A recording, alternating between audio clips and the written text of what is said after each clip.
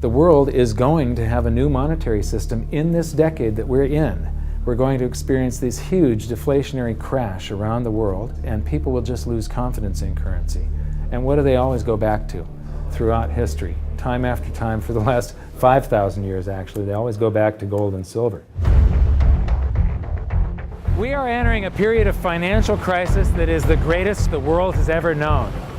The wealth transfer that will take place during this decade is the greatest wealth transfer in history. Wealth is never destroyed, it is merely transferred, and that means that on the opposite side of every crisis there is an opportunity. The great news is that all you have to do to turn this crisis into your great opportunity is to educate yourself. I believe that the best investment that you can make in your lifetime is your own education. Education on the history of money, education on finance, education on how the global economy works, education on how all of these guys, the central bankers, the stock market, how they can cheat you, how they can scam you. If you learn what is going on and how the financial world works, you can put yourself on the correct side of this wealth transfer. Winston Churchill once said that the further you look into the past, the further that you can see into the future. This program is all about creating your own crystal ball, being able to gaze into the future, being able to change this crisis, the greatest crisis in the history of mankind, into your great opportunity.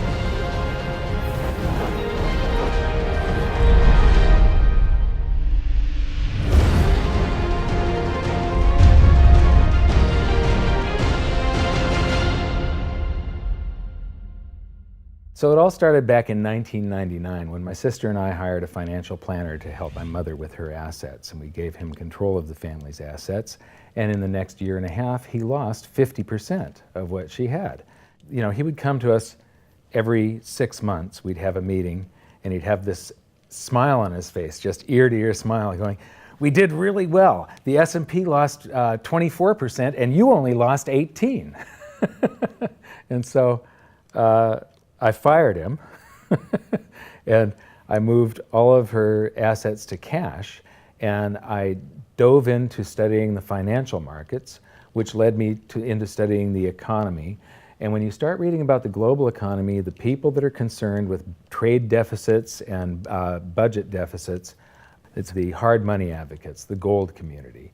And once I started reading them, they also write about monetary history, and then I really fell in love. Because monetary history just repeats and repeats over and over again, echoing all the way back to the beginnings of civilization.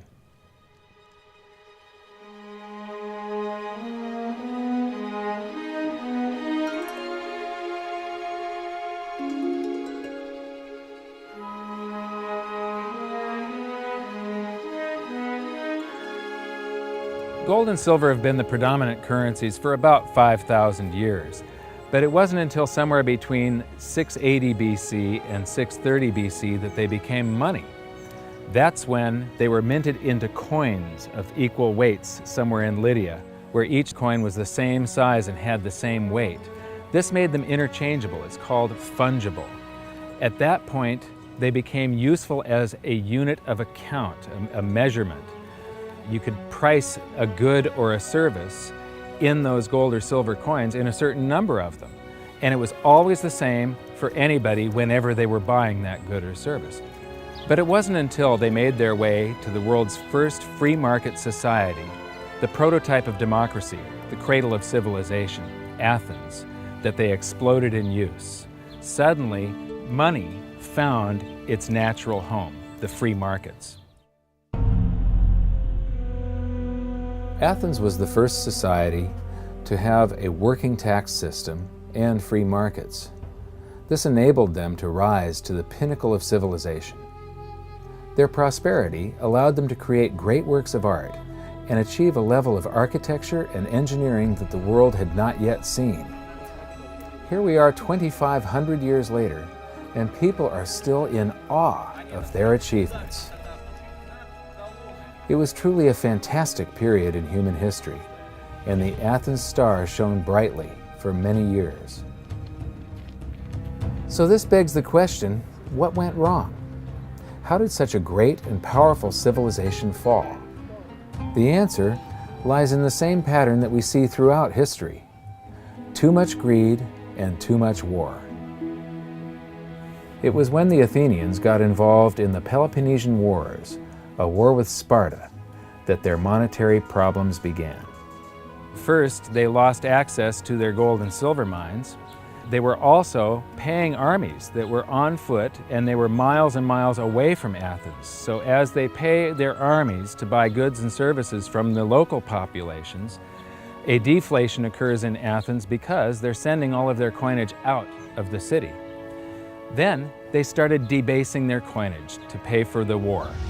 If you take in 1,000 coins in taxes, and then you melt those down, those gold coins, and you mix 50% copper into your gold, now you can mint 2,000 coins. So if you take in only 1,000 coins, but you spend 2,000 coins, what is that called? That is deficit spending. Athens began to do that during this war with Sparta. They also had these great public works, which were very expensive, and they finished the Temple of Athena Nike during the truce in the middle. There was a 6-year truce in the middle of this 27-year war. So they didn't stop their great public works and allow their market economy to heal from the expense of this war. As they debased their coinage, people would take the new debased coins at face value at first, until there were a whole bunch of those. And there's something called Gresham's Law, where people tend to save to keep the thing that's rare, and they spend the thing that's common into circulation first. So all of the gold and silver coins started to disappear from circulation and become quite rare, and it was just these copper coins. Suddenly, it took a whole bunch of copper coins to buy a gold or silver coin, one of those old gold or silver coins. This is the first time that gold or silver ever had a price. Before that, everything was measured in a weight of gold and silver. So a large factor in Athens' downfall was the expense of war, the expansion of empire, the debasement of their currency, the eventual inflation that was caused. You know, they minted these coins until they became nothing but flecks of copper. This was actually the world's first hyperinflation. And what it did was it financially debilitated Athens to the point where in 404 BC they surrendered to Sparta. And eventually they became nothing but a satellite of Rome. The thing that amazes me is how history just keeps on repeating and repeating and repeating, and we never learn from all of our stupid mistakes. We just repeat the same stupid mistakes over and over and over again. Today we are doing the same thing that the Athenians did that caused the loss of their great culture. We're doing the same currency debasement. We're doing the same deficit spending, and it's for the same reasons. It's for war and it's for great public works. The interesting thing about the Peloponnesian War was how it started. I would say one of the interesting parallels is that it started really with Athens at its height and with a level of hubris that set them down the road towards ruin. Perhaps they felt that they were, superior, couldn't make a mistake. Exactly. They knew better. Exactly. And they ended up destroying their society as a result. It's a road that we're going down today, right? I think absolutely. Yeah. There was a play written shortly after the Peloponnesian Wars about the worthlessness of the copper flecks that were their coinage at the time. So we go from gold and silver, very high value money, to a currency that has a face value. And it's the first example that I can find in history where a war and great public works were being funded through deficit spending. What you've just seen is the first recorded example of one of the most predictable hidden secrets of money, the 7 stages of empire. It's a long-term cycle that echoes throughout history right to this very day and is basically a societal pendulum that swings from quality money to quantity currency and back again to quality money. It always plays out in 7 stages. It always ends with gold delivering a knockout blow to debased currencies. And it goes like this. Stage 1. A country starts out with good money, which is either gold or silver, or it's backed by gold or silver. Stage 2. As it develops economically and socially, it begins to take on more and more economic burdens, adding layer upon layer of public works. Stage 3. As its economic affluence grows, so does its political influence, and it increases expenditures to fund a massive military. Stage 4. Eventually, it puts its military to use, and expenditures explode. Stage 5. To fund the war, it steals the wealth of its people by debasing their coinage with base metals, or by replacing their money with currency that can be created in unlimited quantities. Stage 6. The loss in purchasing power of the expanded currency supply is sensed by the population and the financial markets, triggering a loss of faith in the currency. Stage 7. A mass movement out of currency into precious metals and other tangible assets takes place. The currency collapses, and gold and silver rise in price as they account for the huge quantity of currency that was created. This process transfers massive wealth to those who had the foresight to position themselves beforehand in real money, gold and silver. You know, our monetary system basically steals from the poor and middle class and transfers the wealth to the banks. We see this throughout history, and it's just repeating over and over again. What's happening in Greece right now is basically the same thing that was happening back in 407 BC. The deficit spending to fund all of these public works and the debasement of their currency supply caused them to become nothing but a satellite of Rome. Today, they're becoming nothing but a satellite of the banks. Well, the idea of Gresham's law is simply that people are going to hold on to what's value and spend what isn't valuable. Way back in my youth, I was 11 years old when we went from a silver-based monetary system to a purely fiat system. People saw that silver was money, they got used to it, they didn't really think about it. And in 1965, under President Johnson, he basically said, well, silver's too valuable to be money. We're going to just start putting out these substitutes, which were what we call cupro-nickel coins. They were nickel, they were copper plated with nickel at the time. And of course, the metal value was far less. And I understood that as a kid, and yet very few adults really seemed to get the idea of what was really going on. There were a few, and it only takes a few. And of course, the Gresham's law took effect, so the currency came out of circulation rapidly.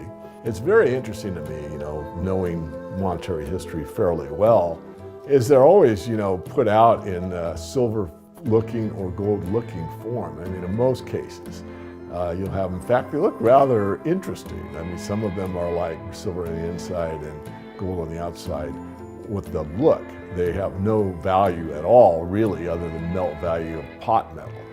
To me, it's sort of at a subconscious level. Why are they making them gold-colored? Why are they making them silver-colored? I think there's an inherent knowledge in the human species that knows that gold and silver have value. So if they look in their pocket and they see something gold-colored or silver-colored, it gives them kind of a warm, fuzzy feeling. And it's like, oh yeah, but there's no value in these coins, really.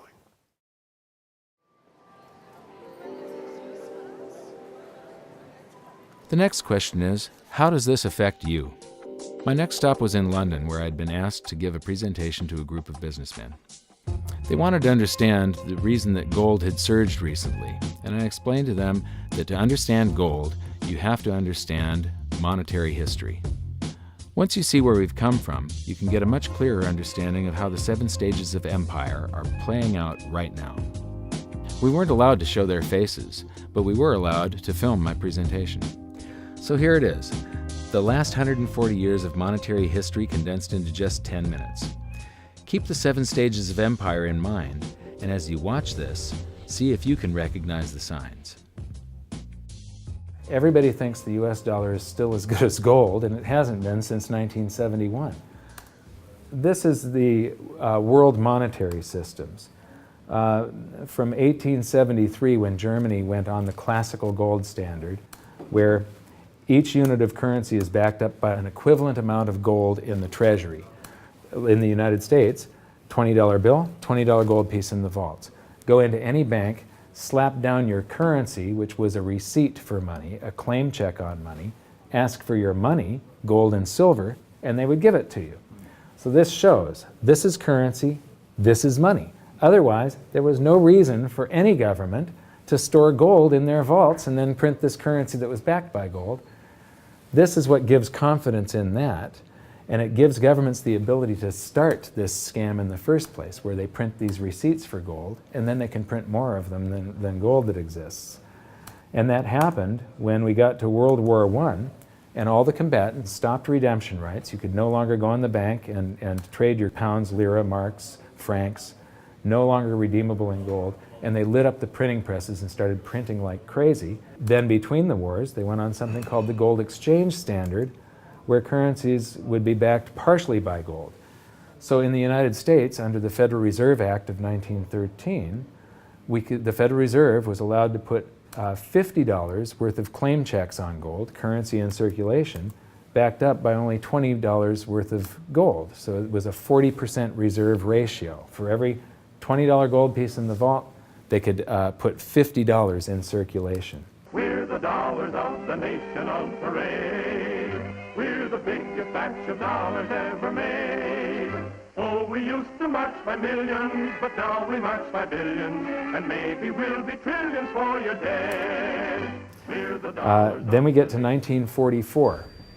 Now, during both wars, Europe paid the U.S. with gold. During World War I, the U.S. didn't get into the war until the very end of it. We didn't really have troops on the ground here in any quantity until the last 6 months of the war. So for the first 4 years or so, we're selling you all of, you take all of your young men off of the farms and turn them into soldiers. You take your factories that make toasters and they start making machine guns. Your factories that made cars are now building tanks. And so you turn your economy toward war, and all of your consumer goods and your grains had to be imported from the United States, and you paid us with gold.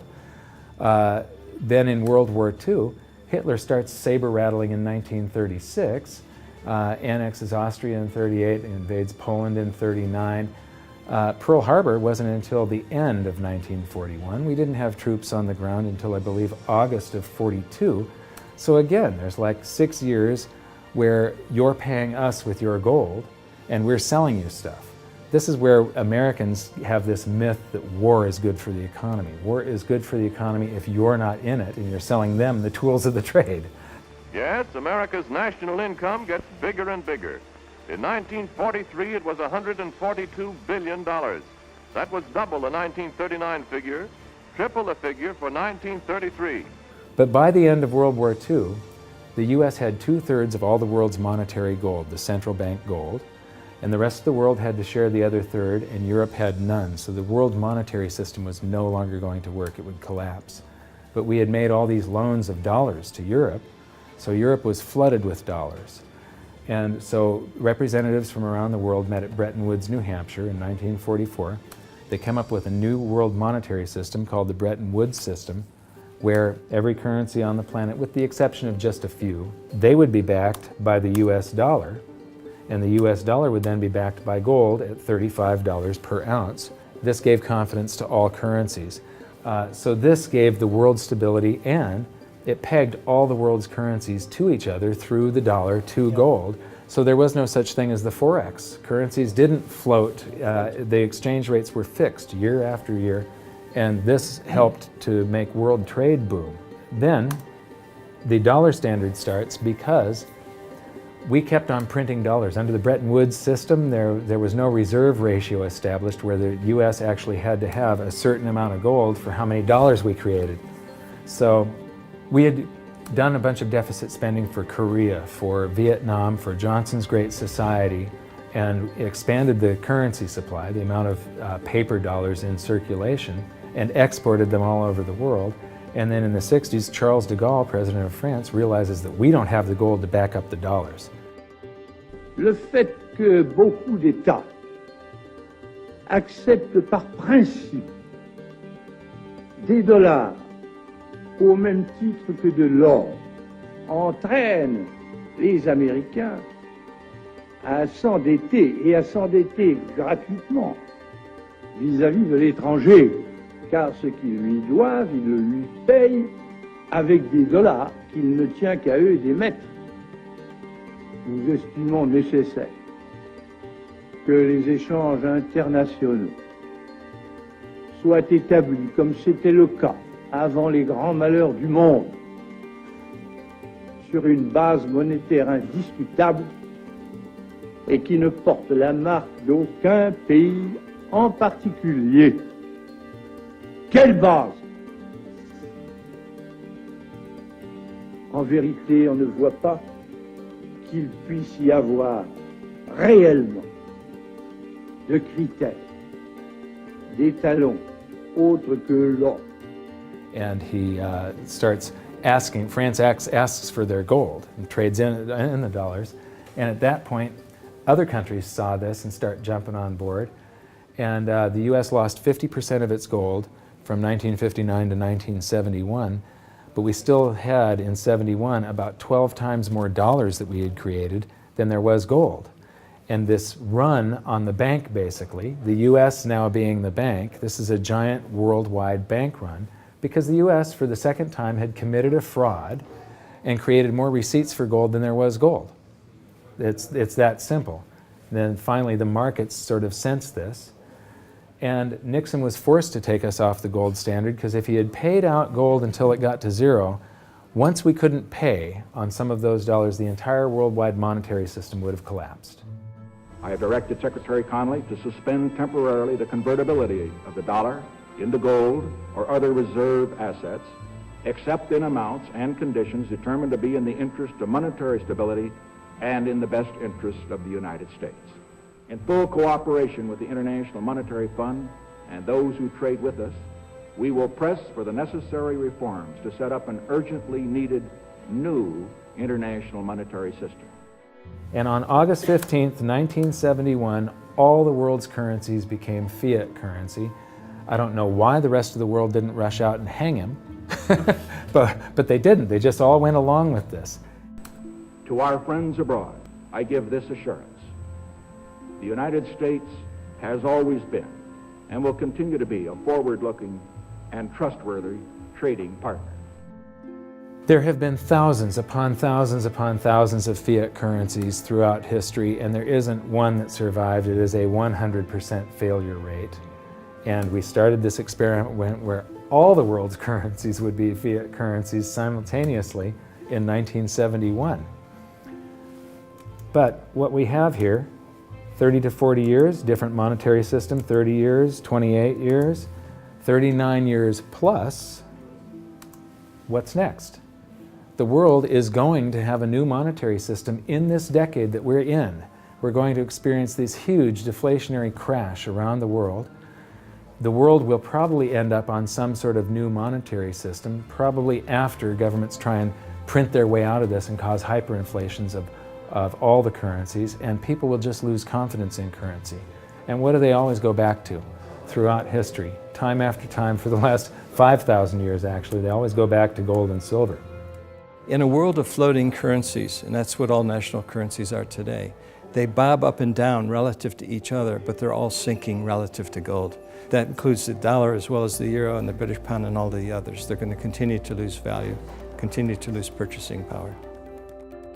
Personally, I don't think there's any way of avoiding what is coming. There's no way to fix it right now. There's only a way to either let it wipe you out or to benefit from it.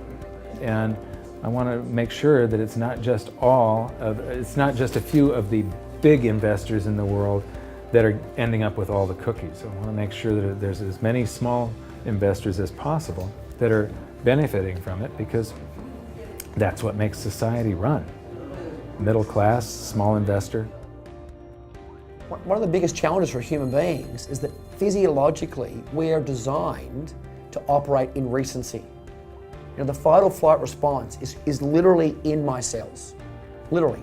And so that when I'm in the wild, it's about I need to look for something to eat or make sure I don't get eaten.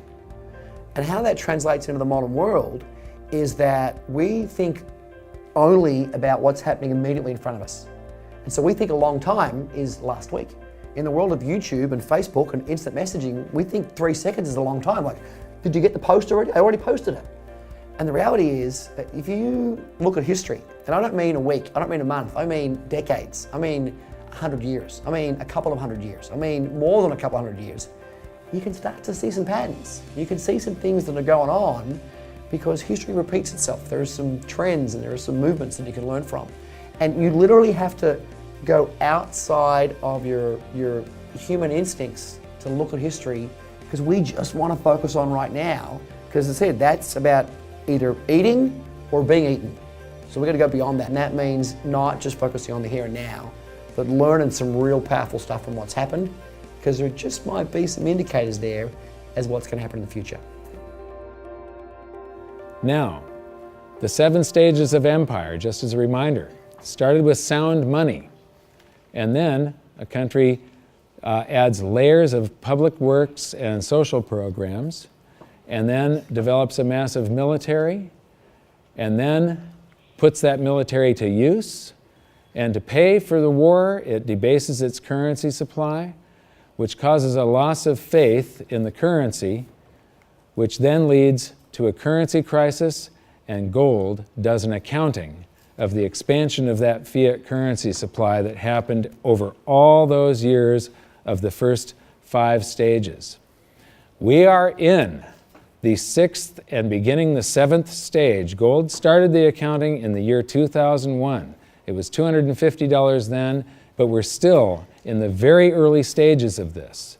Well, that's right. I think one of the problems with gold is people just don't understand it. I mean, for one thing, it's sort of been banished from the curriculum for 35 years. We have going on 2 generations of academics and scholars who have never studied gold. Unless you're a specialist in economic history, you can go back and look at it. Now, when I was in university and even when I was in graduate school in economics, we were still on the gold standard in some form. It was fairly attenuated, but when you studied the IMF and you looked at how they present the finances of a country and the breakdown of the reserves and the capital accounts, gold was a line item in the capital account, and you had to understand how it, what role it played and how it could equilibrate in terms of balance of trade. Well, that's gone. The IMF, Nixon went off the gold standard in 1971, and bright young economic students just don't understand gold. They think it's a joke, or they think it's maybe a commodity trade or a momentum trade. They don't understand that it really is money par excellence. So now we've learned that money was born in roughly 630 BC when it became fungible. It was free markets and sound money that led to Athens' great prosperity. But debasement of their money for deficit spending on war and public works played a large role in their demise. Over the past 140 years, we've debased our own currencies to the point where 2 generations of scholars don't even understand gold. We learned about Gresham's law and that bad money drives out good. In recent history, there has been a new monetary system roughly every 40 years. And we've learned that we are in the 6th stage of the 7 stages of empire. So that's it for this episode. Join us next time when we learn more about the chaotic state of the US dollar standard and how it's going to affect you no matter where you live on the planet. When I wrote my book, I said that we're coming into an era that is going to be the greatest wealth transfer in the history of mankind. Therefore, it's the greatest opportunity in the history of mankind.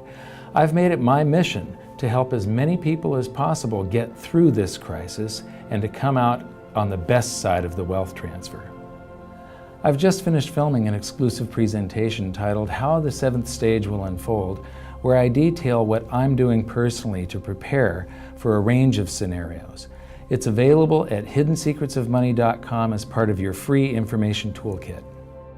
So my challenge to you for this episode is to try and find a single example in all of monetary history of a crisis that was brought on by too much deficit spending, too much debt, and too much currency debasement being solved by more deficit spending, more debt, and more currency debasement.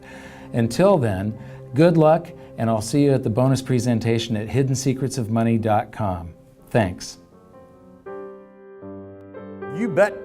There is no other side. You either silver and gold or you're doomed. That's exactly the way the world is always working. That's the way it's working right now. Turn on the television, watch with the price of gold. Look at the dollar going down, gold's going up, silver's going up. That's exactly the way it's always worked, and it's always worked that way, and it's working that way now. And why is anyone surprised? Why is it? I'm surprised it's always worked like that. For the past 5,000 years. That's right. 5,000 years in a row, it's worked exactly that way. It's happening that way now. And ooh, wait a minute here. Weird. Beyond weird. Mike Maloney's Hidden Secrets of Money is made possible by the clients of goldsilver.com. Your continued loyalty and support allows us to educate the public on how to both protect themselves and benefit in the turbulent times ahead.